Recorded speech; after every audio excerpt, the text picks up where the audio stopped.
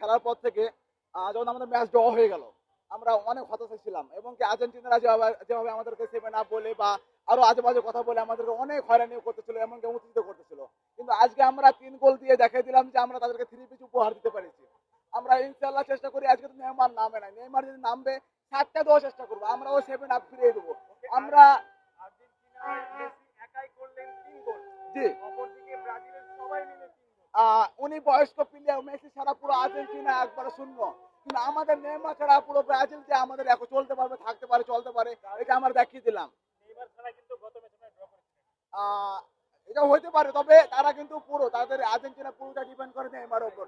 কিন্তু আমাদের আমাদের যদি রাফিনিয়া ভিনি এরা যদি থাকে, আমাদের আর কাউকে প্রয়োজন নাই। আমাদের পুরো ম্যাচ এই ব্রাজিলে এই রাফিনিয়া আর ভিনি এরাই ওকে করে দিবে।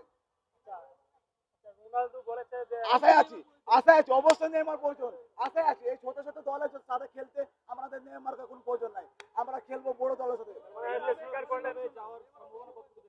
আহ, আজকের খেলা থেকে মনে হচ্ছে আমরা 100% আমাদের লজিকে আছে, ইনশাল্লাহ